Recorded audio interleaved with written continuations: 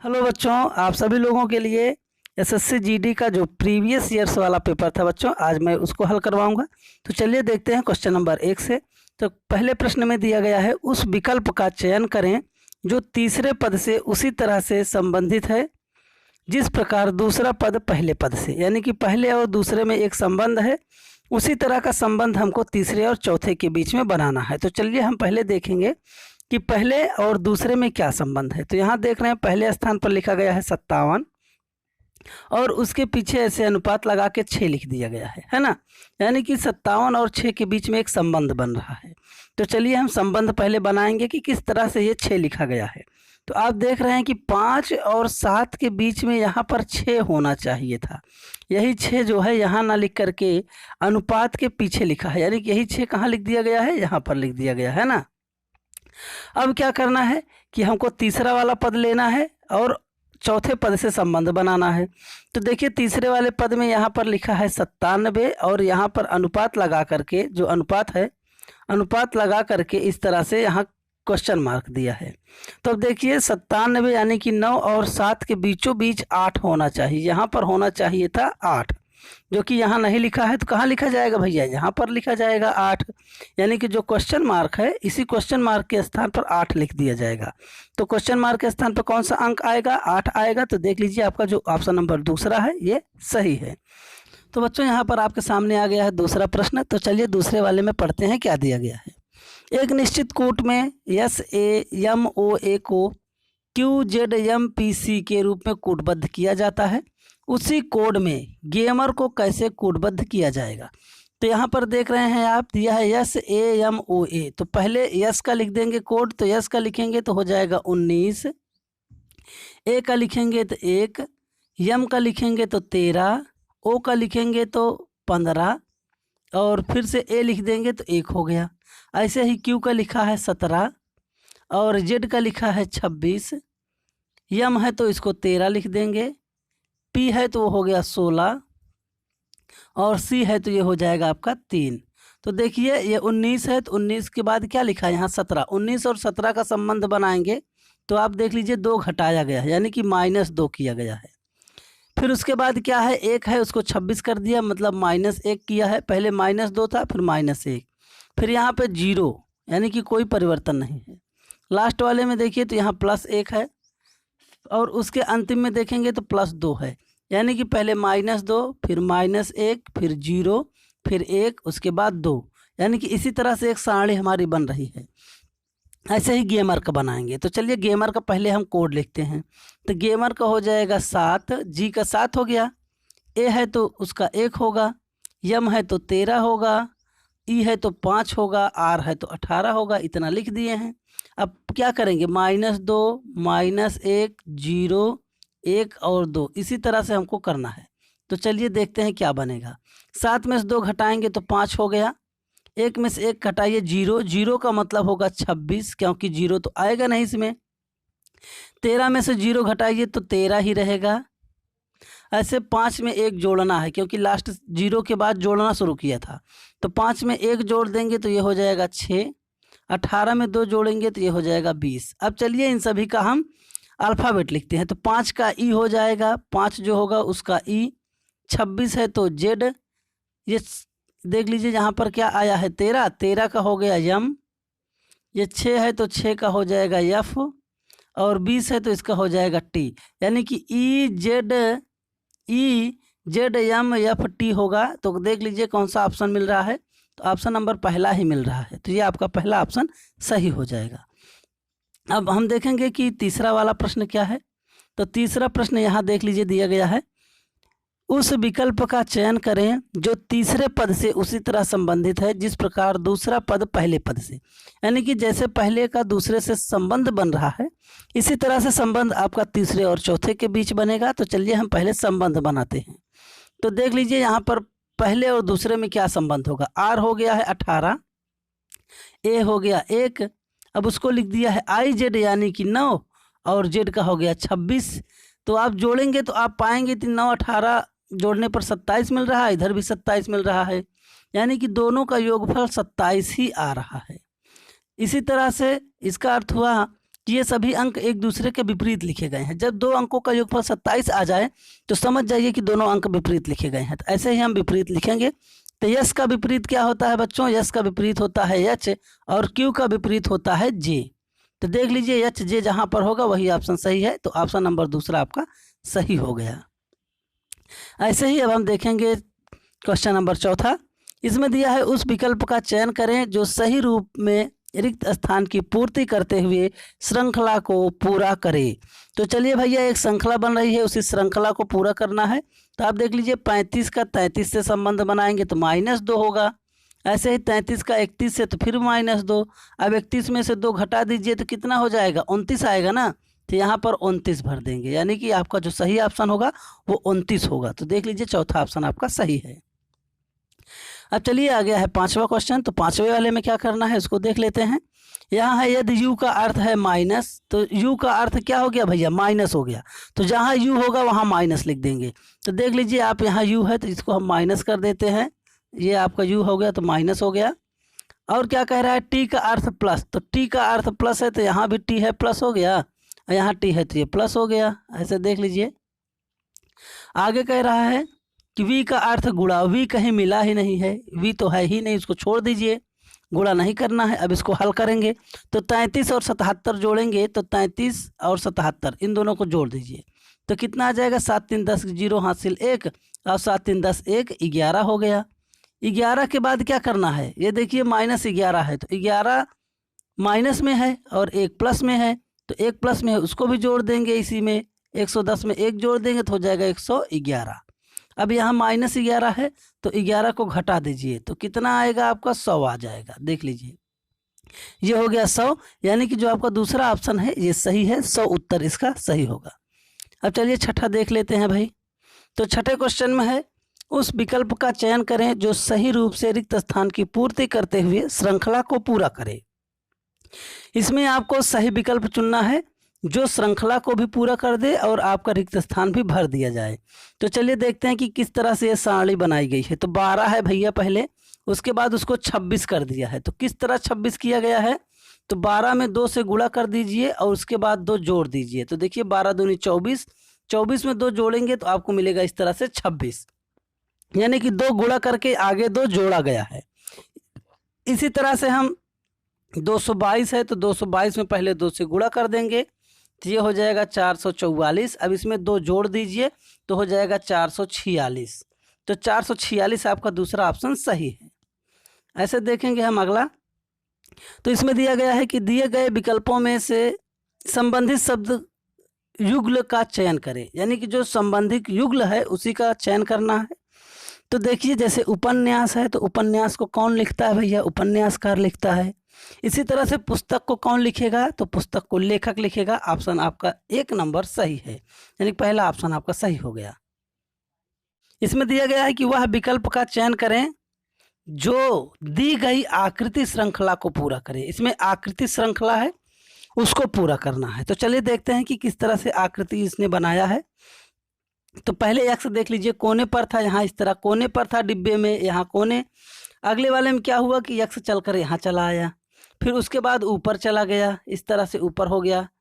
ऊपर के बाद क्या हुआ? इधर किनारे चला आया, किनारे के बाद यहाँ दूसरे नंबर पे आ गया है। अब कहाँ चला आएगा? सबसे नीचे लास्ट में पर, यानी कि यहाँ एक्स होगा नीचे।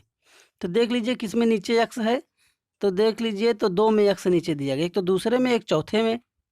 अब हम अगला ऑप्शन देखेंगे। अगला है ये आप देख लीजिए 0, जो ओ है आपका एक्स के ऊपर है। तो पहले एक्स यहाँ था तो अब यहाँ 0 हो जाएगा, एक्स आ जाएगा नीचे। तो यहाँ 0 हो गया तो इसके ऊपर आ गया बराबर। इस तरह से बराबर 0 एक्स, इस तरह से जहाँ मिल रहा होगा वही आपको ऑप्शन सही होगा। तो बराबर 0 एक्स देख लीजिए, बराबर 0 एक्स दूसरे वाले में मिल रहा है, यानी कि जो ये आपका दूसरा है इसमें मिल रहा है, तो यानी कि दूसरा वाला ऑप्शन सही है आपका, हो गया। अब इसी तरह से हम देखेंगे ऑप्शन नंबर 9। इसमें कह रहा है कि उस विकल्प आकृति का चयन करें जिसमें प्रश्न आकृति छिपी हुई है, यानी कि जो प्रश्न आकृति है यहाँ पर, ये प्रश्न आकृति ये आपकी छिपी हुई है जिस चित्र में, उसी को बनाना है। तो देख लीजिए तीसरा वाला ऑप्शन सही है। आपको पहले इस तरह से बनाया है, उसमें छोटा सा चिन्ह, पहली आकृति यानी प्रश्न आकृति मिल गई। अब इसमें ऐसे करके जोड़ दिया है तो क्या हुआ? तीसरे वाले में वो आकृति है, तो तीसरा ऑप्शन सही है आपका। अब हम देखेंगे अगला, जैसे इस्माइली है, इस्माइली को क्या किया गया है, 41.5 किया गया है। ऐसे ही क्राई है, तो क्राई को 23 लिखा है। तो क्राई को कैसे 23 लिखा है, पहले इसको देखेंगे। तो क्राई का मतलब सी है, तो 3 प्लस आर हो गया तो 18 प्लस वाई हो गया तो ये हो गया 25। सभी को जोड़ देंगे तो आ जाएगा 46। 46 में 2 से भाग लगाइए, आ गया 23। यानी कि भैया सबको जोड़ करके 2 से भाग लगा देना है। तो ऐसे ही लैपी का करेंगे, तो लैपी का कितना होता है, एल का हो गया 12 और ए हो गया 1, पी है 2 बार तो 16 16 2 बार होगा तो 32 और वाई हो गया 25। ये देख लीजिए, वाई हो गया 25 लिखना था इसको, 25 हो जाएगा, ये हो गया 25 यहाँ पर। अब सभी को जोड़ेंगे तो आपको मिल जाएगा 70, 70 का आधा कर दीजिए तो आपको मिल जाएगा 35। यानी कि जो आपका ऑप्शन नंबर चौथा है ये सही है। आगे देख लीजिए 11 नंबर, उस विकल्प का चयन करें जो सही रूप से रिक्त स्थान की पूर्ति करते हुए श्रृंखला को पूरा करे। यानी कि श्रृंखला पूरा करना है। तो चलिए देखते हैं कि कौन सा संबंध बना है भाई। पहले आर है, फिर यस है, फिर टी है। अब देख लीजिए आर एस टी, उसके बाद यू आना चाहिए, आर एस टी के बाद यू आएगा। इस तरह से आपका पहले आर है, फिर यस है, फिर टी है। सब में पहला अक्षर देखिएगा, जैसे पहले वाले का पहला आर है, दूसरे का पहला यस है, तीसरे का पहला टी है। इस तरह से चौथे का पहला क्या होगा, यू आ जाएगा, यानी कि आर एस टी यू बन रहा है तो यू होना चाहिए। अब देख लीजिए तीसरे और चौथे दोनों में यू है। अब हम देखेंगे दूसरा स्थान का अंक, तो दूसरा है क्यू, क्यू के बाद हो गया है ओ, यानी कि 2 घटाया है, ओ में से 2 घटाया तो यम मिल गया, तो यम में से 2 घटा दीजिए, कितना मिल जाएगा, के मिल जाएगा। तो ये आपका ऑप्शन नंबर के, यानी कि यू के मिल गया हमको 2, बस हो गया। यू के कहीं है ही नहीं, चौथे में है, तो चौथा ऑप्शन आपका सही हो गया। अब हम देखेंगे क्वेश्चन नंबर 12, इसमें है निम्नलिखित में से कौन सी उत्तर आकृति दी गई आकृति को पूरा करेगा। यानी कि इसमें से जो आकृति है वो कौन सी आकृति ऐसी है जो प्रश्न आकृति को पूरा करे। तो देख लीजिए पहले प्रश्न आकृति में क्या बना है, इस तरह से एक चतुर्भुज डिब्बा बना है इस तरह से, और यहाँ बीच में नीचे साइड में काला है, इस तरह से यहाँ काला है, और यहाँ ऊपर साइड में एक लाइन खींची गई है, उसके नीचे बिंदी है। तो इस तरह से देखिए कौन सा चित्र मिल रहा है, तो पहला वाला ही आपका मिल रहा है, यानी कि पहला ऑप्शन सही है। आगे दिया गया है भैया, चलिए देख लीजिए, कथन निष्कर्ष बहुत इंपॉर्टेंट है। जिसको नहीं आता है वो कमेंट कर दे, मैं उनको कथन निष्कर्ष अच्छे से पढ़ाऊंगा, बोर्ड में पढ़ाऊंगा, मैं सबको बोल दे रहा हूं भाई। जिसको ना आता हो कथन निष्कर्ष अच्छे से बोल दीजिएगा। चलिए देख लीजिए कथन निष्कर्ष क्या है, ये बहुत पूछा जाता है, प्रत्येक एग्जाम में पूछा जाता है, इसको ध्यान दीजिएगा आप सब लोग। तो चलिए इसको जो दिया गया कथन निष्कर्ष, इसको पहले मैं बता देता हूँ कैसे होगा। तो इसमें है नीचे दिए गए कथनों के बाद 2 निष्कर्ष फर्स्ट और सेकंड दिए गए हैं, यह मानते हुए कि कथनों में दी गई जानकारी सत्य है, भले ही वह वर्तमान सर्वज्ञात तथ्यों से भिन्न प्रतीत होती हो, और यह निर्णय करें कौन सा निष्कर्ष तार्किक और निश्चित रूप से कथन दी गई जानकारी का अनुसरण करता है। तो बच्चों यहाँ पर जो आपका कथन है, कथन के अनुसार कौन सा निष्कर्ष ऐसा है जो उसका अनुसरण कर रहा है। तो पहले हम देखेंगे कि कथन क्या है। कथन में कह रहा है कि सभी कारें शेर हैं, जितनी कारें हैं वो शेर हैं, तो ये हो गई भैया कारें। सभी कारें क्या है, शेर हैं, तो ये हो गया आपका शेर, यानी कि लायन। ये कार है तो सी लिख दिए हैं, लायन है तो यल लिख दिए, यानी जितनी भी कारें हैं ये शेर हो गई। अब आगे कह रहा है कि कुछ बच्चे शेर हैं, यानी कुछ बच्चे शेर हैं। इधर से देखेंगे तो ये जो बच्चे हैं ये शेर बन रहे हैं, यानी कि ये वाला पोर्शन आपका शेर के अंदर आया है। ऐसे ही यदि हम इस तरह से फिगर बनाएं ऐसे करके, तब पर भी देख लीजिए जो शेर वाला भाग है वो बच्चों के बीच में आ रहा है ऐसे, लेकिन कुछ भाग कार का भी बच्चों के अंदर आ गया है। देख लीजिए ये कार वाला थोड़ा सा भाग बच्चों के अंदर आया है। अब निष्कर्ष देखिए, कुछ कारें बच्चे हैं, कुछ कारें बच्चे हैं। ये फर्स्ट वाले से देखेंगे तो इस तरह से कुछ कारें बच्चे दिख रही हैं, लेकिन यहाँ अगर हम सेकंड वाले से देखें तो यहाँ पर कार तो यहाँ इस साइड पे है, यहाँ पर कार है, लेकिन बच्चे हमारे कहाँ हैं, यहाँ पर हैं। दूसरे वाले से देखेंगे तो हमारा नहीं बनेगा, पहले वाले से बन रहा है, इसलिए ना तो पहला ना तो दूसरा, यानी कि दोनों निष्कर्ष सही नहीं निकल रहे हैं। आगे है कुछ बच्चे कारें हैं, कुछ बच्चे कारें हैं, यहाँ से देखेंगे पहले वाले में तो हैं और दूसरे वाले में देखेंगे तो नहीं है, इसलिए ना तो पहला ऑप्शन सही है ना तो दूसरा, यानी कि निष्कर्ष एक भी नहीं सही है। निष्कर्ष फर्स्ट भी गलत है, निष्कर्ष सेकंड जो है वो भी आपका गलत है, दोनों निष्कर्ष आपके गलत हैं। तो देख लीजिए यहाँ पर दिया गया है, ना तो निष्कर्ष एक ना ही निष्कर्ष दो अनुसरण करता है। तो इसी तरह से आप लगाइएगा। आगे देखते हैं, उस विकल्प का चयन करें जो तीसरे पद से उसी तरह संबंधित है जिस प्रकार दूसरा पद पहले पद से। तो जैसे लकड़ी है, लकड़ी का काम कौन करता है भैया? बढ़ई करता है। तो लोहे का काम कौन करेगा? लोहे का काम करेगा लोहार। जो लोहार होता है वो लोहे का काम करता है, तो लोहार हो गया दूसरा ऑप्शन सही। आगे देखते हैं हम, नीचे दिए गए आकृति या नीचे प्रश्न आकृति में दर्शाए गए तरीकों से एक कागज को मोड़ा गया है और काटा गया है। इस कागज को खोलने पर दी गई उत्तर आकृति में से कौन सी आकृति दिखाई देगी? जो आपको कागज मोड़ने के लिए दिया गया है, उस कागज को मोड़ करके आप जब फैलाएंगे तो किस तरह से दिखाई देगी आकृति, उसी को पूछा गया है। तो ये आपका पहला ऑप्शन सही है, एकदम एग्जैक्ट पहले वाले की तरह दिखेगी। आप देख सकते हैं, इसको कर भी सकते हैं घर पर। अब चलेंगे हम आगे। देख लीजिए कि पुरुषों की एक पंक्ति में मनीषा दाईं ओर से 30वें स्थान पर है। अब देख लीजिए दायां बायां शुरू हो गया, यहीं से स्टार्ट कर दीजिएगा। तो ये हो गया आपका दायां और ये हो गया आपका बायां। देख लीजिए दायां हो गया, ये बायां हो गया। आप दायां और बायां बना दिए हैं। अब कह रहा है कि पुरुषों की एक पंक्ति मनीषा दाईं ओर से 30वें, दाहिने से 30वें, तो ये हो गया 30वें पर, यहाँ मनीषा हो गई। आगे कह रहा है कि कविता बाईं ओर से 20वें स्थान पर, ये बायां है तो इधर से आइए और यहाँ पर हो गई वो 20वें स्थान पर। अपना स्थान बदल लेते हैं तो मनीषा दाईं ओर से 35वें, मनीषा दाईं ओर से 35वें, यानी कि मनीषा यहाँ से उठ के यहाँ आ गई, यहाँ मनीषा हो गई है। यहाँ पर देख लीजिए यम, अब कितने स्थान पे आ गई है? ये 35वें पे आ गई, 35वें स्थान पर, ये 35वां स्थान। यानी कि यहाँ 30 था तो 31, 32, 33, 34, अब जाके ये 35वें पर है। यानी कि दोनों के बीच में कितने बच्चे हैं? 4 बच्चे हैं। तो पूछा क्या है ये देख लीजिए, तो पंक्ति में पुरुषों की संख्या बताइए। तो कितने पुरुष हैं पंक्ति में, वही पूछा गया है हमसे। अब देख लीजिए यहाँ पर ये 30 हो गया और यहाँ पे ये 20, और 30 20 जोड़ देंगे तो 50, और 50 के बाद देखिए 4 लोग बीच में हैं तो इनको भी जोड़ दीजिए, टोटल हो जाएंगे 54 लोग। तो ये देख लीजिए 54 आपका ऑप्शन सही भी है, 54 हो गए आपके ऑप्शन। अगला देख लीजिए, यहाँ पर इस तरह से क्वेश्चन नंबर 19 आ गया है। अगला क्वेश्चन है, निम्नलिखित आरेख में 3 वृत्त हैं, आरेख का ध्यानपूर्वक अध्ययन करें और दिए गए प्रश्नों के उत्तर दें। तो यहाँ पर आपको ध्यान से पढ़ना है और उसके बाद प्रश्न का उत्तर देना है। तो पहला है डॉक्टर, भारतीय शिक्षक। तो उन शिक्षकों का पता लगाइए जो डॉक्टर हैं और भारतीय नहीं हैं। जो भारतीय नहीं है उन्हीं डॉक्टरों का पता लगाना है। तो भारतीय के गोले वाले को देख लीजिए, ऐसे गोला कर दीजिए। तो भारतीय में कौन कौन से नंबर आ रहे हैं? आपका नंबर आ जाएगा 2, 3, 5 और 6। ये तो हो गए भारतीय, इनको नहीं लेना है। अब इनको हम देंगे छोड़ दिए। तो बचा कौन कौन सा अंक? 1, 4 और 7 बचा है। अब कह रहा है जो डॉक्टर और भारतीय शिक्षकों को पता लगाएं जो डॉक्टर हैं। तो देखिए डॉक्टर और शिक्षक दोनों गोले इस तरह से बने, ये हो गया डॉक्टर वाला, ये हो गया शिक्षक वाला। इस तरह से जो ये खाली स्थान है ये डॉक्टर और शिक्षक दोनों का है।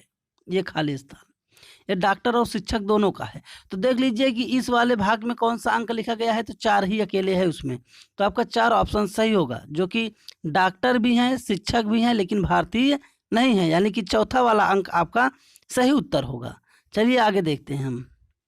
अब देख लीजिए कि 4 विकल्प दिए गए हैं जिनमें से 3 किसी तरह समान हैं जबकि एक अलग है। तो असंगत विकल्प का चयन करें। तो चलिए भाई देखते हैं कि असंगत विकल्प कैसे चुनेंगे हम। तो अब देख लीजिए 7 है, उसके बाद 24 लिखा है, यानी कि 7 गुणे 3, ये हो गया 7 गुणे 3 प्लस 3, यानी कि 7 त्रिक 21 में 3 जोड़ देंगे तो हो जाएगा आपका 24। देख लीजिए 3 का गुणा करके 3 ही जोड़ा गया है। ऐसे ही 9 वाले में देखें तो ये हो जाएगा आपका 9 गुणे 3 प्लस 3, यानी कि 9 त्रिक 27 में 3 जोड़ दीजिए 30 हो गया। 3 का गुणा करके 3 जोड़ना है। इसी तरह से 8वें तीसरे वाले में कर लीजिए, तीसरा जो है इसमें देखेंगे थे 8 गुणे 3 प्लस 3, 8 त्रिक 24, 3 27, ये 27 होना चाहिए था लेकिन यहाँ पे 19 दिया है जो कि गलत है। तो ये तीसरा वाला ऑप्शन आपका सबसे अलग है, यानी कि असंगत है भैया। अब हम बच्चों अगला प्रश्न देखते हैं। तो इसमें दिया कि 4 शब्द दिए गए हैं जिनमें से 3 किसी तरह से समान हैं जबकि एक अलग है। असंगत शब्द का चयन करें। तो इसमें 3 एक समान है और एक सबसे अलग है। तो अलग को ही आपको चुनना है। तो देख लीजिए, जैसे डेसीमीटर हो गया आपका लंबाई मापने के लिए, मिलीमीटर ये भी लंबाई मापने के लिए, किलोमीटर ये भी लंबाई मापने के लिए। लेकिन जो एमीटर होता है इसको हम विद्युत धारा मापते हैं, यानी कि धारा मापने के लिए होता है। तो 3 तो लंबाई मापने वाले हो गए, एक धारा मापने वाला हो गया, यानी कि धारा वाला अलग है, यानी कि एम्पियर आपका सबसे अलग है। ऐसे हम देखेंगे, ये भी कथन निष्कर्ष आ गया भाई। चलिए इसको देख लेते हैं। तो दिया गया है, नीचे दिए गए कथनों के बाद 2 निष्कर्ष फर्स्ट और सेकंड दिए गए हैं। यह मानते हुए कि कथनों में दी गई जानकारी सत्य है, भले ही वह सर्वज्ञात तथ्यों से भिन्न प्रतीत होती हो, और यह निर्णय करें कि कौन सा निष्कर्ष तार्किक और निश्चित रूप से कथन में दी गई जानकारी का अनुसरण करता है। तो यहाँ पर जो आपको कथन दिया गया है, 3 कथन है और तीनों कथनों को मिला करके 2 निष्कर्ष बना है। तो आपको देखना है कि जो निष्कर्ष बनाए गए हैं ये कथन के अनुसार हैं कि नहीं हैं। तो चलिए पहले हम कथन देखते हैं। तो यहाँ है सभी तने फूल हैं, यानी कि जितने तने हैं ये सभी फूल हैं। तो ये हो गया फूल और ये हो गए तने। आगे कह रहा है कि कुछ फूल पेड़ है, कुछ फूल जो है ये पेड़ हो गए, पेड़ हो गए कुछ फूल। तो ये एफ मतलब फूल था, पी मतलब पेड़ हो गया, तो कुछ पेड़ फूल हो गए हैं। ये इतना पोर्शन देख लीजिए, फूल वाला पेड़ के अंदर आ गया है। आगे है कुछ पेड़ पत्तियां हैं, कुछ पेड़ पत्तियां हैं। तो यहाँ से बनाएंगे कुछ पेड़ पत्तियां हो जाएंगी, परंतु आप देख लीजिए कि इसमें कह रहा था दूसरे वाले में कुछ फूल पेड़ हैं। तो फूल इस तरह से बनाएंगे तो पेड़ हो जाएगा, इस तरह से बना देंगे तो कुछ पेड़ जो हैं वो तने भी हो जा रहे हैं। ये देख लीजिए तने का कुछ पोर्शन आ रहा है। अब निष्कर्ष है कि कुछ तने पेड़ हैं, कुछ तने पेड़ हैं। तो यहाँ से देखेंगे इस वाले से, यहाँ फर्स्ट नंबर में तो तने पेड़ बन रहे हैं इस तरह से, और दूसरे वाले में देखेंगे तो नहीं बन रहे हैं। इसका मतलब है कि पहला वाला निष्कर्ष हम नहीं निकाल सकते। इधर से देख रहे हैं पहले वाले से तो बन रहे हैं, दूसरे वाले से नहीं बन रहा है, इसका मतलब पहला निष्कर्ष गलत है। अब दूसरे में आ जाइए। तो दूसरे में है कुछ फूल पत्तियां हैं, तो कुछ फूल पत्तियां हैं। अब यहाँ से देख लीजिए तो कुछ फूल जो हैं वो क्या हो गए भैया, पत्तियां हो गए, कुछ फूल पत्तियां हैं। लेकिन यहाँ से देखेंगे तो हमको दिख रहा है कि कुछ पत्तियां क्या है भैया, तने भी हो रहे हैं। यहाँ से देखिए पहले वाले में तो कुछ जो आपके पेड़ हैं ये तने भी बन रहे हैं, इसलिए आपका दोनों निष्कर्ष गलत है। तो निष्कर्ष ना एक सही होगा ना तो दूसरा सही होगा, दोनों का। तो चलिए अगला आया है आपका क्वेश्चन नंबर 26। इसमें है अंडे को सिरके के विलयन में 20 से 24 घंटों तक रखा जाए तो क्या होगा। यानी कि जब आप सिरके के अंदर अंडे को 20 से 24 घंटे तक रख देंगे तो उसका ऊपर वाला आवरण गल जाएगा, यानी पिघल जाएगा। तो देख लीजिए अंडे का आवरण घुल जाएगा। आगे है चाय का सबसे बड़ा उत्पादक देश निम्न में से कौन सा है। तो चाय का सबसे बड़ा उत्पादक देश है वो आपका चीन है, यानी कि चाची करते हैं ना वो सब। तो इसी तरह से आप याद कर सकते हैं कि चाय का सबसे बड़ा उत्पादक देश चीन है। चलिए आपका अगला प्रश्न है अनुच्छेद 21A संबंधित है। तो बच्चों किससे संबंधित है, यह है 6 से 14 वर्ष की आयु के सभी बच्चों को मुफ्त और अनिवार्य शिक्षा का अधिकार से संबंधित है। तो अनुच्छेद 21 से याद कर लीजिए भाई किससे संबंधित है। तो 6 साल से लेकर के 14 साल के बच्चों के लिए मुफ्त शिक्षा के लिए संबंधित है। संविधान को भी पढ़ लीजिएगा, इससे भी प्रश्न बन रहे हैं। आगे है वर्तमान विश्व शतरंज चैंपियनशिप 2018 का खिताब किसके पास है। तो इसमें जो वर्तमान का उस समय का पूछा गया है 2018 का, अभी तो 2021 का आप पेपर देंगे तो 2021 का याद कर लीजिए। खेल के जितने भी मेडल आए हैं, गोल्डन मेडल, सिल्वर मेडल और कांस्य मेडल, जो आया है मेडल भारत में, उसको आप याद कर लीजिए। निश्चित ही इसमें से आपको एक प्रश्न मिलेगा आने वाले SSC GD के एग्जाम में। तो चलिए तो तब का है, इसको पढ़ के क्या करेंगे फिर भी जान लीजिए। मैग्नस कार्लसन थे। आगे है आपका NSSO का पूर्ण रूप क्या है।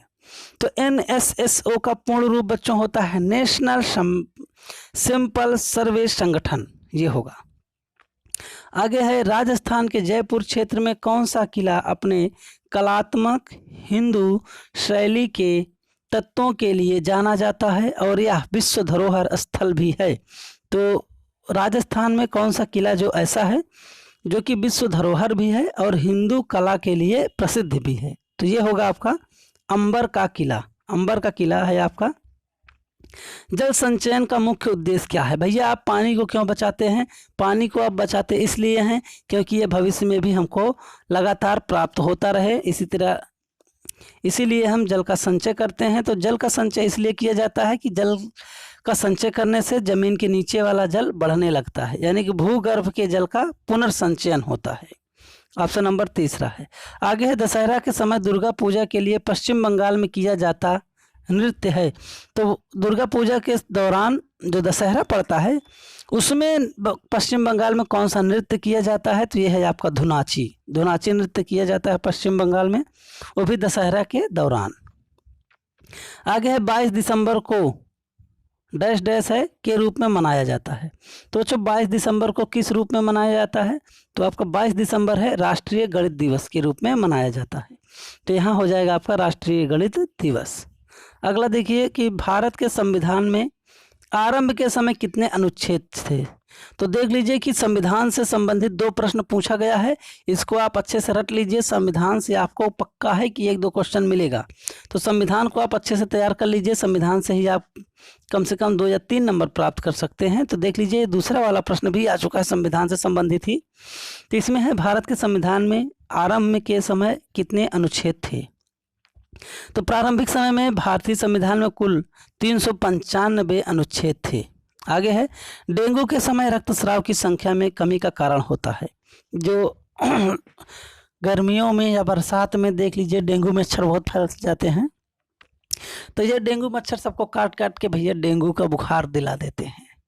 तो जब डेंगू मच्छर आपको काट लेंगे ना, तो आपके शरीर के अंदर जो प्लेटलेट्स होती हैं उनकी संख्या लगातार घटना शुरू हो जाती है।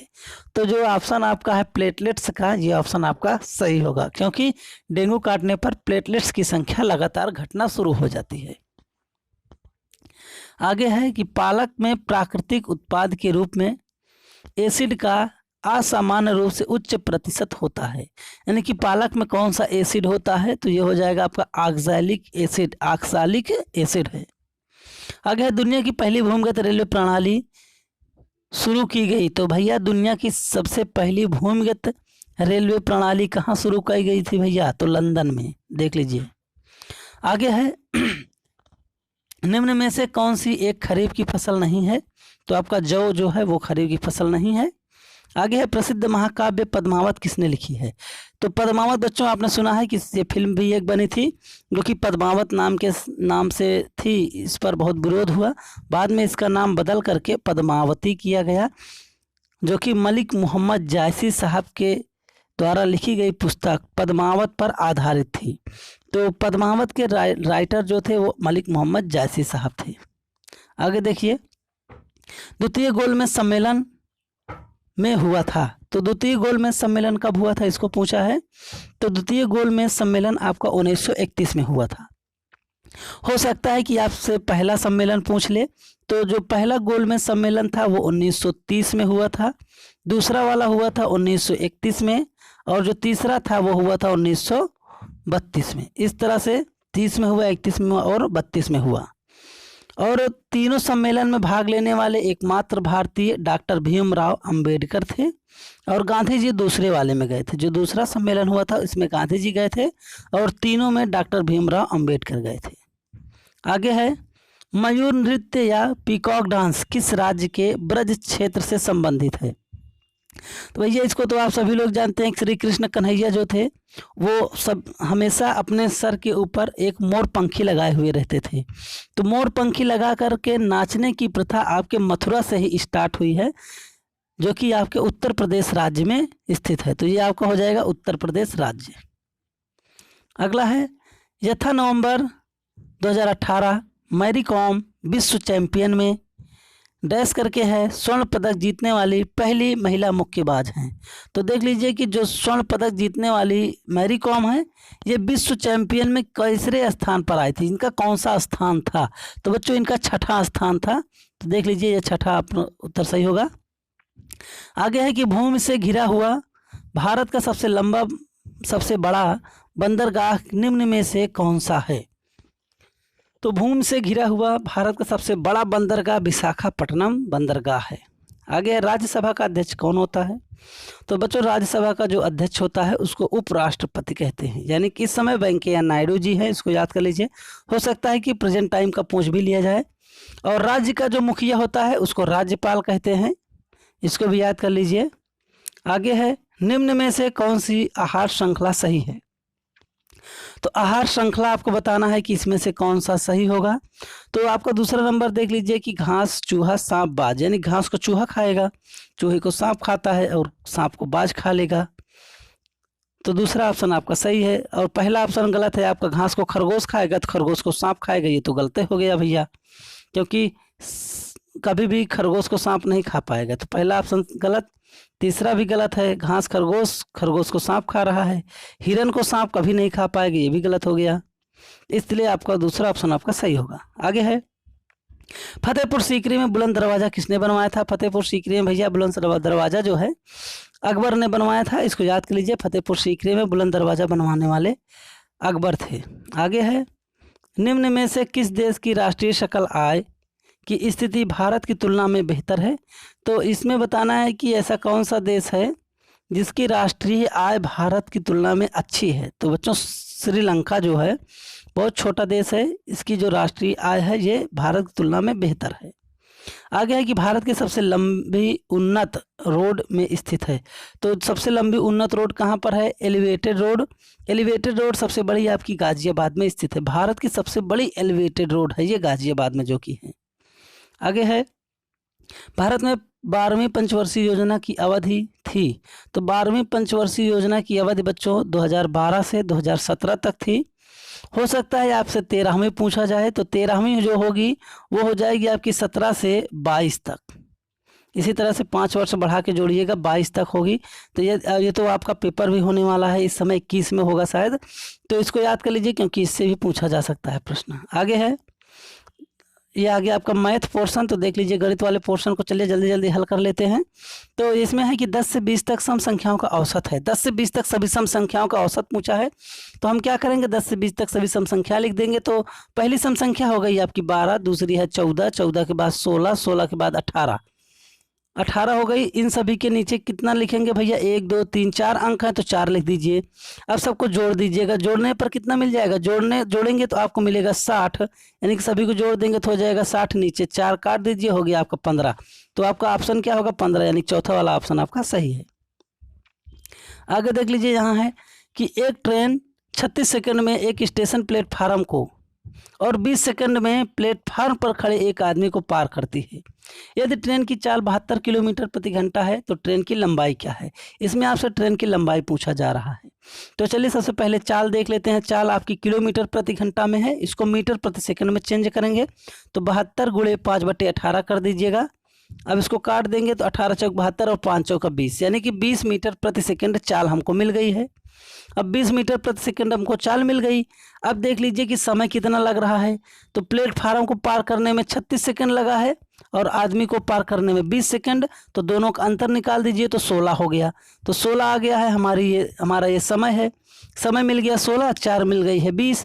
तो दूरी बराबर क्या होता है, यही होता है दूरी बराबर चाल गुणे समय। चाल गुणे समय ये होता है। तो चाल कितना मिला था हमको 20 मिला था, समय कितना मिला था 16। 16 और 20 का गुणा कर दीजिए 320 आ जाएगा, जो कि ऑप्शन नंबर पहला आपका सही है 320। आगे देखना है हमको, कह रहा है कि एक व्यापारी अपने माल को अंकित मूल्य पर 10% छूट पर बेचता है। यदि माल का क्रय मूल्य 900 हो तो 10% का लाभ प्राप्त करने के लिए उसे माल का अंकित मूल्य कितना रखना चाहिए। तो चलिए बच्चों इसको भी हम देख लेते। तो इसमें क्या करना है कि देख लीजिए दिया है कि 10% छूट पर बेचता है, यानी 10% छूट पर बेच रहा है। तो हम क्या करेंगे, ऐसे लिख देंगे 100 बटे में 90। 10% छूट है तो नीचे 90 लिख देंगे गुणे।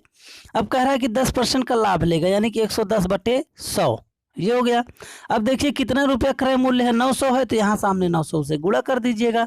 अब देख लीजिए 100 से 100 कैंसिल और यहाँ पर 1 जीरो से 1 जीरो कट जाएगा। 9 से काटिए 900 को कितना आ जाएगा आपको मिलेगा 1, 9 का नाम 9, 1 मिल गया और 100 डबल जीरो है तो 100 भी लिख देंगे। ये हो गया 100 और यहाँ हो गया 11। 100 और 11 का गुणा कर दीजिए कितना आ जाएगा 1100 आ जाएगा। ये हो गया 1100।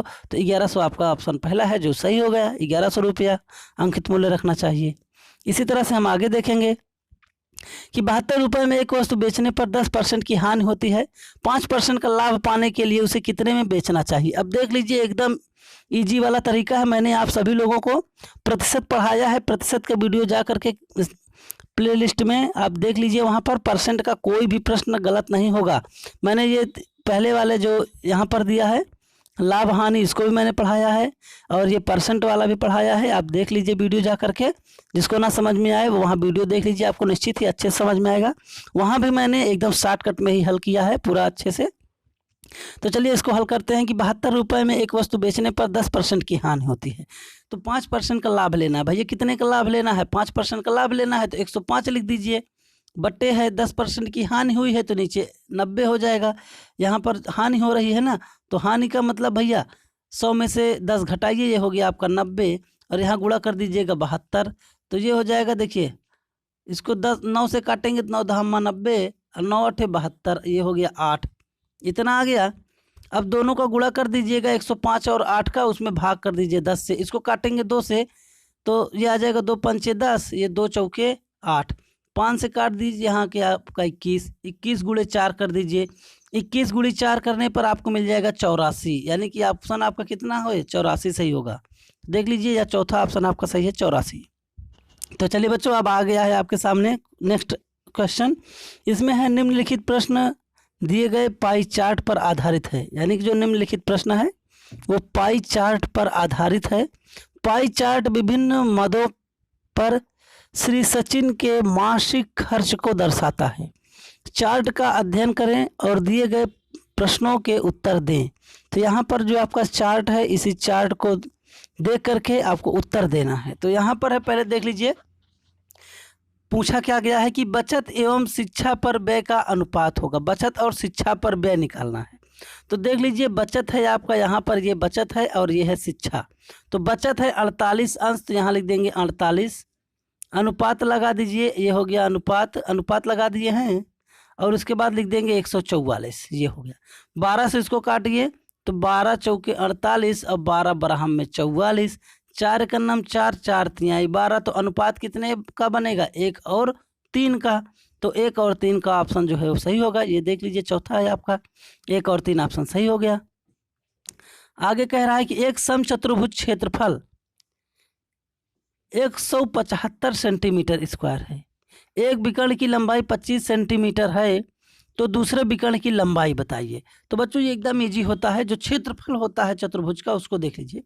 समचतुर्भुज का क्षेत्रफल हो जाएगा, ये हो गया क्षेत्रफल यानी कि एरिया। क्षेत्रफल बराबर 1/2 गुणे D1 गुणे D2, यही होता है फार्मूला। अब क्षेत्रफल कितना दिया है देख लीजिए, 175, यहाँ लिख देंगे 175, फिर गुणा लगाइए 1/2 गुणे D1 गुणे D2 कितना है? D2 है आपका 25, इधर देख लीजिए। अब 25 से 175 को काट दीजिए तो कितना आ जाएगा भैया? 25 छक्का 150, 25 छक्का 150 और 25 सत्ते 175 होगा। 25 छक्का 150 यानी 25 सत्ते 175। अब ये 2 जो है इसका गुणा कर दीजिए 7 में, तो 2 सत्ते 14 सेंटीमीटर, ये हो गया आपका ऑप्शन 14 सेंटीमीटर सही हो जाएगा। यहाँ पर 2 नीचे है, ये आएगा सामने, गुणा हो जाएगा, यहाँ बराबर होना चाहिए था, ये इस तरह से। तो 2 का गुणा आप 7 में करेंगे तो 7 दूनी 14, जो कि ऑप्शन आपका चौथा सही हो गया। अब इसमें है वह सबसे छोटी पूर्ण घन संख्या कौन सी है जो 5, 10 और 15 से विभाज्य है। तो सबसे छोटी पूर्ण घन संख्या बताना है जो कि 5 से, 10 से और 15 से विभाजित हो जाए। तो बच्चों यहाँ पर जो ऑप्शन नंबर दूसरा है ये आपका सही है, यानी कि इन सभी का पहले हम लासा निकाल लेंगे। 5, 10 और 15 का लासा निकालिए। लासा निकालने के बाद आप इन चारों में भाग कर दीजिए, जो संख्या कट जाएगी वही आपका ऑप्शन होगा। जैसे 5, 10, 15 का लासा निकालेंगे तो कितना हो जाएगा? 30 होगा लासा। अब 30 से इसमें भाग करेंगे इस वाले पहली संख्या में, तो देख लीजिए 30 से तो वो कटेगा कि नहीं कटेगा भाई? 30 से कटेगा तो 30 से पहला वाला कट जाएगा, लेकिन ये देखिए 21 जो है ये पूर्ण घन संख्या नहीं है, इसलिए 30 से कटेगा, लेकिन ये पूर्ण घन संख्या नहीं है तो ये नहीं होगा। ऐसे ही हमको करना है 64 भी 30 से नहीं कटेगा, देख लीजिए 64 जो है आपका 30 से नहीं कटेगा, 24 30 से कट जाएगा, लेकिन ये पूर्ण घन संख्या नहीं, यहाँ 24 है। अब यही बचा है 27, 27 30 से कटेगा भी और 27 पूर्ण घन संख्या भी है, यानी कि 3 का घन 27 होता है। तो ये आपका ऑप्शन नंबर दूसरा सही हो गया। आगे है, यदि एक लड़का अपने घर से 8 किलोमीटर की चाल से स्कूल जाता है तो उसे 30 मिनट की देरी होती है, और यदि वह 12 किलोमीटर प्रति घंटे की चाल से जाता है तो वह समय पर पहुंच जाता है, तो उसके घर से स्कूल के बीच की दूरी बताइए। अब देख लीजिए, एकदम सिंपल सा प्रश्न है, इसको कैसे लगाएंगे आप। तो पहले चाल है 8 किलोमीटर प्रति घंटा, तो 30 मिनट की देरी लग रही है उसको। कितने मिनट की देरी लग रही है? 30 मिनट की देरी लग रही है। यदि वह 12 किलोमीटर प्रति घंटे की चाल से जाता तो समय पर पहुंच जाता। तो इसके लिए एकदम सिंपल सा फार्मूला है, कोई दिक्कत ही नहीं। पहले क्या करेंगे, दोनों चालों का गुणा कर दीजिए, फिर बटे दोनों चालों का अंतर, दोनों चालों का गुणा करेंगे। इसका फार्मूला ये होता है कि पहले हम लिखेंगे चालों का गुणनफल, यहाँ हो जाएगा चालों का गुणनफल, तो 8 और 12 है तो 12 गुणे 8 कर दीजिए, ये हो गया, बटे दोनों चालों का अंतर निकालेंगे तो 4 गुणे। अब यहाँ देखिए कितने मिनट की देरी से पहुँच रहा था, 30 मिनट की, 30 बटे 60 कर दीजिए। अब 30 दूनी 60 और 2 से काट देंगे इसको तो कितना आएगा 4, और 4 से 4 काट दीजिए, कितना बचा 12। तो यही आपका 12 ऑप्शन सही हो गया, यानी कि 12 किलोमीटर की दूरी है उसके घर से। चलिए बच्चों, अब हम देखेंगे अगला प्रश्न। इसमें है कि निम्नलिखित प्रश्न दिए गए पाई चार्ट पर आधारित है। पाई चार्ट विभिन्न मदों पर श्री सचिन के मासिक खर्च को दर्शाता है, यानी कि मासिक खर्च को दर्शा रहा है ये पाई चार्ट। ध्यान दीजिएगा, मासिक खर्च को दर्शा रहा है। चार्ट का अध्ययन करें और दिए गए प्रश्नों का उत्तर दीजिए। तो यहाँ प्रश्न है, यदि सचिन की मासिक आय 48,000 रुपया हो तो किराए पर 2 वर्षों का व्यय होगा, यानी कि जो किराए पर 2 वर्ष का व्यय हो रहा है उसको निकालना है। तो चलिए भाई देख लेते हैं कि किराए पर मंथ कितना व्यय हो रहा है। पर मंथ निकालेंगे, उसके बाद में महीने का निकाल लेंगे, फिर हम उसमें 24 से गुणा कर देंगे तो 2 वर्ष का आ जाएगा, क्योंकि 2 वर्षों में कुल 24 महीने होंगे। तो जब हम 1 महीने का निकाल लेंगे तो उसके बाद हम क्या करेंगे, उसमें 24 से गुणा कर देंगे तो हमारा निकल जाएगा 2 वर्ष का। तो चलिए पहले हम निकालेंगे 1 महीने का। तो 1 महीने का देखिए 96% किराया है, यहाँ देखिए किराया 96% है ना, तो हम पहले 96 लिख देंगे, ऐसे 96 लिख दीजिए, बटे में 360, क्योंकि टोटल कोण जो बनेगा इसमें 360 का होगा, गुणे 48,000, ये देख लीजिए 48,000। 1 महीने का निकाल रहे हैं, 0 से 0 काट देंगे, 12 तिहाई 36, 12 चौके 48, ये 400 हो गया। 3 से काट दीजिए इसको, तो 3 एकन्नम 3, 3 त्रिक 9, 3 दूनी 6, 32, 32 का गुणा 400 में कर देंगे तो कितना आएगा 00, और 4 दूनी 8, 4 तिहाई 12, यानी कि आ गया आपका 12,800 पर मंथ। पर मंथ कितना हो रहा है 12,800, ये महीने का हो गया। अब साल का निकालना है तो 12,800 गुणे 24, 24 से गुणा करेंगे तो 24 से गुणा करने पर देख लीजिए कितना आएगा, तो ये हो जाएगा 0, ये हो गया 0, 8 चौक 32 की 2 हासिल 3, और 4 दूनी 8, 3 11 के 1 हासिल 1, यहाँ पे 11 होगा, 11 की 1 हासिल 1 हो गया है आपका, और 4 एकन्नम 4, 4 1 5, ये इतना हो गया, इतना आ गया है। ऐसे ही 2 का गुणा कर लेंगे, तो इन दोनों का गुणा कर लीजिएगा, गुणा करने पर आपका जो उत्तर आएगा वही आपका सही ऑप्शन होगा। ये देख लीजिएगा दूसरा वाला ऑप्शन आएगा आपका, इसको कर लीजिए गुणा भाग अपना। आगे है कि निम्नलिखित प्रश्न दिए गए पाई चार्ट पर आधारित है। पाई चार्ट विभिन्न मदों पर श्री सचिन के मासिक खर्च को दर्शाता है। चार्ट का अध्ययन करें और दिए गए प्रश्न का उत्तर दीजिए। अब देख लीजिए भैया, पाई चार्ट के कई प्रश्न आ रहे हैं। पाई चार्ट आपको अच्छे समझना है, जिसको ना समझ में आए वो कमेंट कर दीजिए, मैं आपको वीडियो इसका बना करके अपलोड कर दूंगा। तो चलिए देखते हैं कि इसमें कह रहा है कि दवाई पर खर्च, कुल खर्च का लगभग कितना प्रतिशत है। तो दवाई पर कितना खर्च हो रहा है वो कुल खर्च का कितना परसेंट है, ये सभी खर्च ही है यहाँ पर देख लीजिए। तो दवाई का खर्च कितना है 48%, यानी कि 48 अंश है। तो 48 डिग्री दिया है तो 48 डिग्री यानी कि अंश ऊपर लिखेंगे, 360 नीचे लिख दीजिए। और कुल व्यय कितना हुआ है इनको जोड़ लीजिएगा। तो कुल व्यय सब लोग जोड़ दीजिए तो कितना आ जाएगा आपका जोड़ने पर, देख लीजिए। तो 100 होता है परसेंट, 100 लिख दीजिए, 0 0 काट दीजिए। तो 12 से काटेंगे तो 12 तिहाई 36, 12 चौके 48। अब ये हो गया 4 का गुणा 10 में कर दिए, 10 चौके 40 हो गया।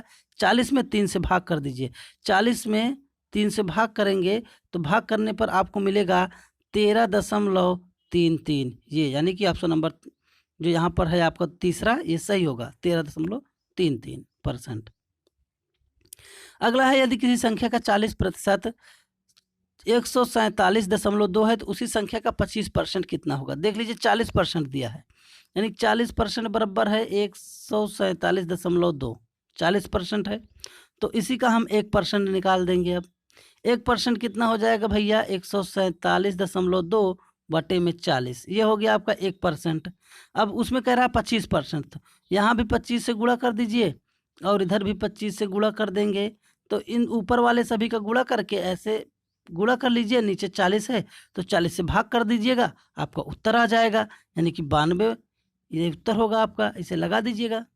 आगे है, एक निश्चित राशि पर 10% वार्षिक दर से 2 वर्षों में चक्रवृद्धि और साधारण ब्याज के बीच अंतर 42 रुपया है, जबकि ब्याज वार्षिक संयोजित होता है, तो राशि बताइए। अब देख लीजिए भैया, इसमें आपसे राशि पूछ रहा है, तो चलिए इसका एकदम सिंपल सा तरीका मैं आपको बता देता हूं।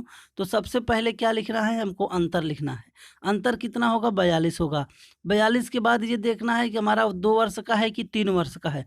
2 वर्ष का होगा तो अंतर में 100 से गुणा कर देंगे, तो अंतर में 100 से गुणा कर दीजिए, कितना हो जाएगा 4200। तो देख लीजिए ये 4200 रुपया आपका हो गया, ऑप्शन तीसरा सही हो गया है। ऐसे ही अब यहाँ पे देखेंगे तो ABCD के बीच क्रमशः 3, 4, 9, 10 के अनुपात में एक राशि बांटी जाती है। यदि डी का हिस्सा ए के हिस्से से 3612 रुपया अधिक है तो ए और डी के पास कुल मिलाकर कितनी राशि है। अब देख लीजिए ए और डी को कुल मिलाकर के बताना है। तो पहले इसमें किसका दिया है कि यदि डी का हिस्सा ए के हिस्से से कितना ज़्यादा है, इतना रुपया, तो डी और ए है, तो डी देख लीजिए 10 है और ए कितना है 9, 3। 10 और 3 का अंतर निकालेंगे तो 7 मिल गया, 7 बराबर 3612। ये 60 से भाग कर दीजिए तो 7 पचे 35, 7 का नाम 7, 7 छंग 42, यानी कि एक बराबर हो गया है 516। ये देख लीजिए 516 मिल गया है। अब हमसे पूछा कितना है, किसका है, ए और डी का। तो ए कितना है भैया 3 है, डी है 10, 10 3 13, यानी कि 13 का गुणा कितना कर देंगे, भाग करने पर 516 मिला था उससे गुणा कर देंगे। तो गुणा कर दिए तो 13 छंग 78 की 8 हासिल 7 और 13 का नाम 13 7 20 की 0 हासिल 2 और ये हो जाएगा 13 पचे 65, 65 2 67, यानी कि 6708 रुपया दोनों का योगफल होगा। देख लीजिए ए डी का पूछा था तो हमने क्या किया, ए है 3, डी है 10, तो 10 और 3 को जोड़ दीजिए, हो गया 13 और एक का कितना निकला था 516, दोनों का गुणा कर दीजिए, आ गया आंसर आपका। अगला देखिए यहाँ पर है, तो 11, 9, 18, 35, 42, 26, 4, 19 और 31 की सीमा क्या है। इसमें सीमा आपसे पूछा गया है, तो क्या करेंगे, सभी को जोड़ करके सभी के नंबर से भाग कर दीजिए, हो गया आपका सीमा निकल आएगा। ये तो बहुत सिंपल है। आगे देख लीजिए, एक स्कूल में वार्षिक समारोह में लड़के और लड़कियों का अनुपात 1:2 था, लेकिन जब 10 लड़के और 10 लड़कियां चली गई तो अनुपात 2 और 5 हो गया। तो मूल रूप से वार्षिक समारोह में कितने छात्र थे। तो चलिए भैया देख लेते हैं, पहले 1 है तो इसको यक्स कर दीजिए बट्टे 2 यक्स। अब यहाँ पे 10 10 गए हैं तो -10 -10 घटा दीजिए, बराबर कितना हो गया 2 बट्टे में 5 आ गया है। अनुपात है तो बटा करके लिख दीजिए। अब इसी को हल कर लेंगे तो आपको यक्स का मान मिल जाएगा। अब यक्स का मान जब आपको मिल जाए तो दोनों अनुपात जोड़ करके उसी में यक्स से गुणा कर दीजिएगा। तो देखिए जैसे 5 गुणा यक्स में इसको हल कीजिएगा तो हल करने पर जो आए आपको तो उसी का मान यहाँ देखिए जितना आएगा उसको क्या करेंगे आप, ये 2 और 1 है तो 2 और 1 जोड़ने पर कितना मिल गया 3, 3 गुणे जो आप हल करेंगे वो मान मिलेगा, यानी कि उसी मान को यहाँ से गुणा कर दीजिएगा 3 से, आपका आंसर आ जाएगा। आगे है, एक विद्यालय में 468 विद्यार्थी हैं जिनमें से लड़के और लड़कियों की संख्या का अनुपात 5:4 है। लड़कों और लड़कियों की संख्या का अनुपात 1:1 करने के लिए कितनी और लड़कियां विद्यालय में सम्मिलित हो करनी पड़ेंगी। तो पहले हम ये देखेंगे कि दोनों जोड़ने पर कितना आ रहा है। तो 5 4 जोड़ दीजिए 9, 9 से 468 में भाग कर दीजिए। तो 9 का 9 9 54, 9 5 45, 5 आ गया, 9 दूनी 18, देखिए 52 आ गया है। 52 आ गया ना भैया। तो अब चलिए 52 आ गया है हमारा, तो यहाँ हम 52 से 5 में गुणा करेंगे, 52 से 4 में गुणा करेंगे। तो 52 से 5 में गुणा करेंगे कितना आएगा 5 10 0 हासिल 1, 55 25 1 26, यानी 260। इधर 4 से गुणा करेंगे, 4 दूनी 8 और 4 पंचे 20, 208 208 और 260 है, तो दोनों का अंतर कितना आएगा 260 और 208 का, देख लीजिए। तो ये आ गया आपका 2, 10 में से 8 घटाए 2, यहाँ आ गया 5, तो 52 चाहिए टोटल, यानी कि 52 लड़कियां और हमको वहाँ पर लानी होंगी। तो ये हो गया ऑप्शन नंबर 3 आपका, ये 52 सही है। आगे है कि ए किसी काम को 30 दिन में पूरा कर सकता है, बी उसी काम को 20 दिन में पूरा कर सकता है, ए भी मिलकर उसी काम को कितने दिन में कर देंगे। तो भैया ए बी को मिलाना है तो दोनों का गुणा कर दीजिए, यानी कि 30 गुणे 20 बटे में जोड़ दीजिए, 30 20 50 हो जाएगा, 30 प्लस 20, तो ये दोनों गुणा करेंगे तो ये हो गया 600 बटे में आ गया 50, 0 0 काट दिए, इधर 12 आ गया, तो 12 दिन में ख़त्म हो गया काम। तो देख लीजिए 12 ऑप्शन आपका तीसरा सही है, हो गया। आगे है 10 वर्षों में 5% वार्षिक 10 वर्षों में 5% प्रति वर्ष साधारण ब्याज की दर से किस राशि का ब्याज 120 रुपया होगा। तो इसमें आपसे राशि पूछा है, ब्याज दे दिया है। तो चलिए भैया ब्याज कितना दिया 120 दिया, तो यहाँ 120 बराबर ये हो गया है पी गुणे आर, कितना है 5%, टी है आपका 10 बटे 100, ये हो गया। 10 से 100 को काट दीजिए 10 आ गया, 5 से 10 को काट दीजिए 2 आ गया, 2 का गुणा इधर 120 में कर दीजिए, कितना आ गया 240, यही है आपकी राशि। देख लीजिए ऑप्शन नंबर डी आपका सही हो गया। कितने ये हम अगला प्रश्न हल करने वाले हैं। कह रहा है कि एक दिन में 7 घंटे काम करने वाले 60 लड़के 18 दिनों में एक काम को कर सकते हैं। एक दिन में 9 घंटे काम करने वाले 28 लड़के उसी काम को कितने दिन में करेंगे। तो यहाँ देख लीजिए इसको कैसे हल करना है, हमको यही फार्मूला लगाना है, M1 D1 H1 बराबर M2 D2 H2, इसी पे आप रख देंगे, हल हो जाएगा। तो चलिए रख के दिखाते हैं भैया, कितना आएगा हमारा। 7 घंटे हैं तो 7 घंटे हैं मतलब 7 गुणे 60 लड़के हैं तो गुणे 60 गुणे 18 दिन लग रहा है तो 18 बराबर, यहाँ 9 घंटे है गुणे कितना दिन लगा, दिन पता ही नहीं है। अब कितने लड़के हैं 28 लड़के हैं, तो यहाँ 28 हो गया।